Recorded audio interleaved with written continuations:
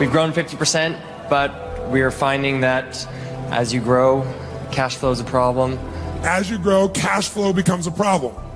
Now, when people say things, here's what we want to train ourselves to do. This is a new question we want to ask whenever you hear something that's a limit in yourself or anyone on your team. The question you want to ask is it possible to be in that business and grow without a cash flow problem?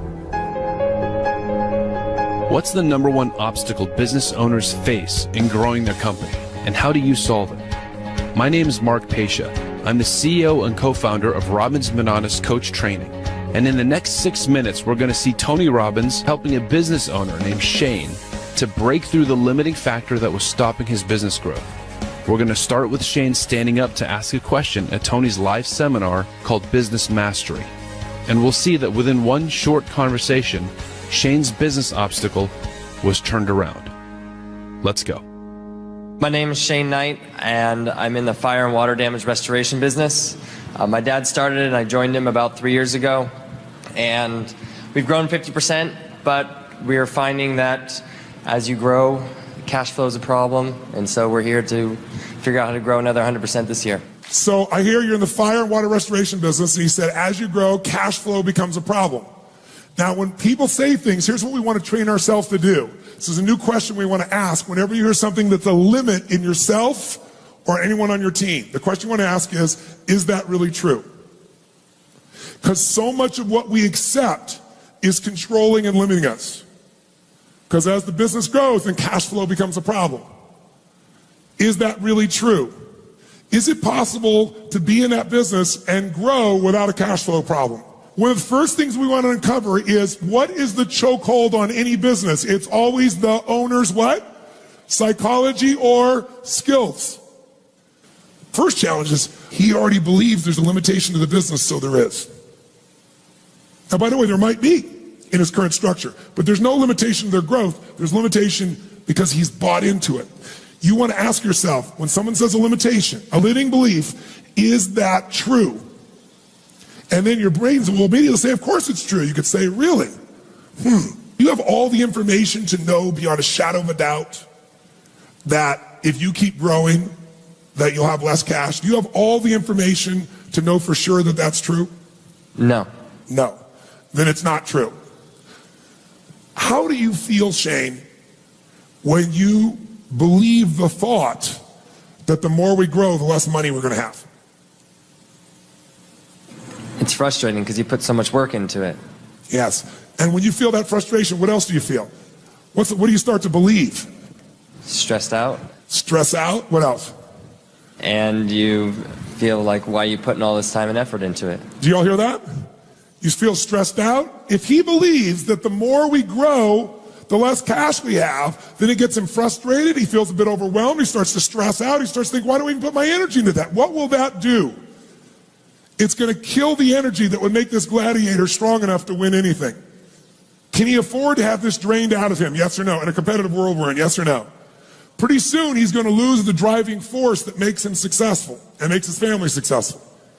And why would I want to put more into something that's only going to include more failure? Ultimately, what do you start thinking about the business when you believe that? What do you start thinking about the business? Tell me the truth. You start thinking about other businesses you could do. That's right. Which, by the way, that might be useful. If it's really true, when we investigate thoroughly, that there's no way to grow this business profitably for things that are outside our control, then he might need to investigate other businesses. Are we supportive of that, yes or no?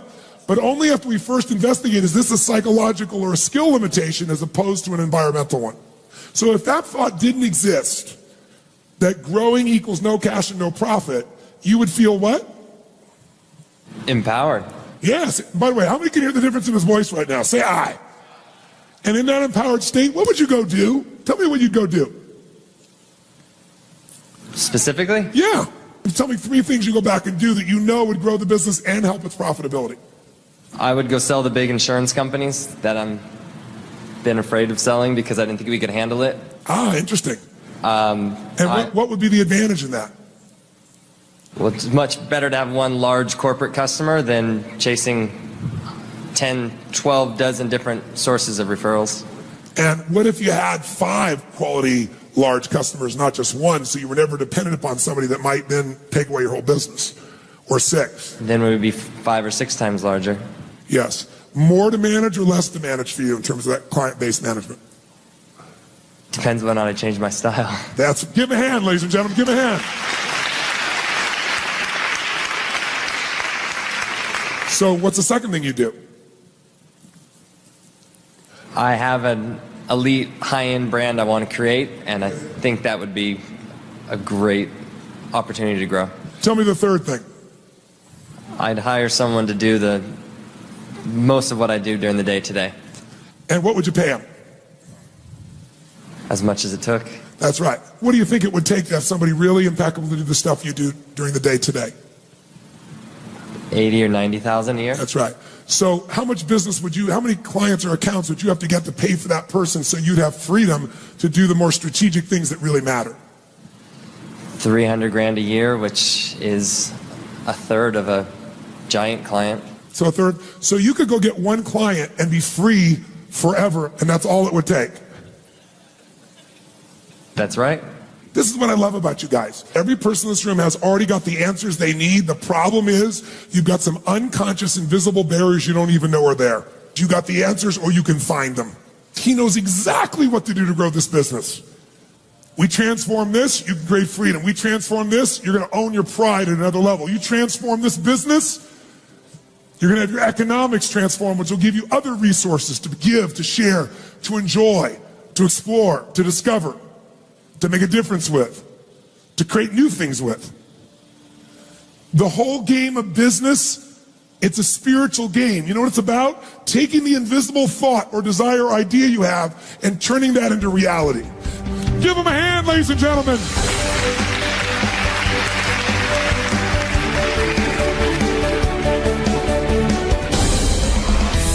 So you can see a short conversation took Shane from feeling it was impossible to grow without losing cash flow to having a solid way to grow his business by 500%. So how did we get there? Tony showed Shane how to make 3 big moves. So let's break it down and see how it works. The first move is find the unspoken assumptions. If a business owner is feeling disempowered, you can bet that there's an unspoken assumption they're accepting without knowing it. And this unspoken assumption is limiting their growth. Here's the thing. As a business owner, your job is to break down the limitations holding you back. So the question to ask yourself is, what am I accepting about my business that's controlling and limiting me? When you find that limit, you can work with it. Here's what Tony told Shane. He already believes there's a limitation to the business, so there is. Now, by the way, there might be in his current structure, but there's no limitation to their growth. There's limitation because he's bought into it. You want to ask yourself, when someone says a limitation, a limiting belief, is that true? Next move, challenge the unspoken assumption. Henry Ford said, if you think you can do a thing or you think you can't do a thing, you're right. Whatever you believe, you make it true. Shane's belief that business growth equals negative cash flow had probably cost him a year of growth at that point. So Tony challenged Shane's unspoken assumption. Of all the information to know beyond a shadow of a doubt that if you keep growing, that you'll have less cash. Do you have all the information to know for sure that that's true? The bottom line is, if you haven't examined a business limitation in complete detail, you have no way of knowing whether or not it's true. Instead of getting into the nitty-gritty and solving the problem and breaking through, you start believing that the problem is necessary, and then it becomes your life. Like Shane, who believed that we can't grow because growth equals negative cash flow. If you believe something like that, your business growth is basically on hold. The other reason why you're not solving the problem is that you don't have the right skill set. Shane doesn't understand the cash flow enough to solve the problem. He's missing that skill set. So what he needs to do is get help from someone who does know how to solve that problem. Soon after this conversation, Tony instructed Shane to get a CFO service, a Chief Financial Officer, to really investigate the cash flow so that it could be solved. And when Shane got to work on this cash flow problem, he discovered the problem wasn't growth. The problem was that he had the wrong person handling the finances. That's a big discovery. Move number 3, break through the limiting emotion. When Shane first mentioned the cash flow problem, you could see from his body language and his voice that he's developed an emotional hesitation about it, a fear. I mean, does he look energetic and strong here, or does he look shy and kind of embarrassed? And that's not a judgment, that's just a pattern. We all have it to some degree. For Shane, this is his particular personal emotional limit that's stopping him, so that needs to change. Tony asked Shane this question. What do you feel, Shane, when you believe the thought that the more we grow, the less money we're going to have? Stressed out. Stress out? What else? And you feel like, why are you putting all this time and effort into it? Did you hear that? Shane's assumption that growth equals negative cash flow, that thought stresses him to the point that he's starting to opt out of his own business. You can't lead a team when you're in that state. He wants to grow, but he feels somehow the business can't. Can he grow his business when he's not fully committed to it? I doubt it. You see, the problem isn't the business. The problem is that he's accepted the unspoken assumptions. If Shane could unload this helplessness, what kind of energy would be freed up? Tony asked Shane. So if that thought didn't exist, that growing equals no cash and no profit, you would feel what? Empowered. Yes. By the way, how many can hear the difference in his voice right now? Say aye. And in that empowered state, what would you go do? Tell me what you'd go do. So this is a great question to ask anyone who's been emotionally stuck. If that thought didn't exist in you, how would you feel? And what are 3 things you'd go and do? The odds are the owner knows what the business needs, except they've been bogged down by unspoken assumptions, disempowering emotions, and the bad performance that comes with it. When Tony asked this question, Shane knew exactly what to say. I would go sell the big insurance companies that I'm been afraid of selling because I didn't think we could handle it. More to manage or less to manage for you in terms of that client-based management? Depends whether or not I change my style. Give him a hand, ladies and gentlemen, give him a hand. Now, this is what a business owner looks like when they've challenged their assumptions and dropped their emotional baggage. New ideas for growth are right there under the surface, and instead of saying that he can't handle it, Shane sees that he can make it happen. I'd hire someone to do the most of what I do during the day today. And what would you pay him? As much as it took. That's right. What do you think it would take to have somebody really impeccable to do the stuff you do during the day today? 80 or 90,000 a year. That's right. So how much business how many clients or accounts would you have to get to pay for that person so you'd have freedom to do the more strategic things that really matter? 300 grand a year, which is a third of a giant client. So a third. So you could go get one client and be free forever, and that's all it would take. That's right. In just a few minutes, Shane shared 2 ideas that will build his business to the legacy point. He can serve the large corporate clients who will provide much more income and free him up from a lot of marketing logistics. And he can use the proceeds of one of those clients to replace himself as the operator. This is the path of leverage in a business. He'll have even more energy and focus to work strategically to take the business to the next level. Now look at his body language. This is an owner with a plan for the future he wants, and who now has the emotional energy to carry it out. So the next time you hear someone tell you their limitations, take a second and watch their body language. A skillful coach can take someone from disempowered to full strength within a short conversation.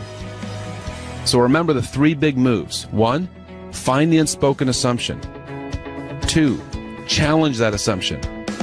And 3, break through the limiting emotion. So I hope you've enjoyed this, and I hope you can use this to create positive results in your life as well as those around you. This is Mark Pescia signing off. Talk to you soon.